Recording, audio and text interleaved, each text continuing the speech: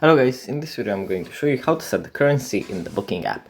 But before that, don't forget to subscribe, leave a comment down below, because at 10,000 subscribers I'm going to show you my whole YouTube revenue statistics and growth strategy. So without further ado, let's just jump right into it. First we have to open up the Booking app, and here it opens up in the search menu where we can look for accommodations. From here we have to go into the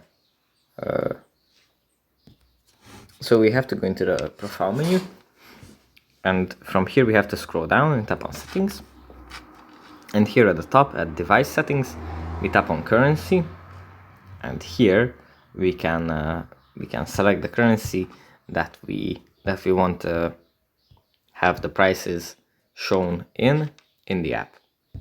So we can select, for example, euros, and then each price in the app is going to be shown in euros. So yeah, that's pretty much it for this video. Hope it was helpful for you guys, and I'll see you in the next one.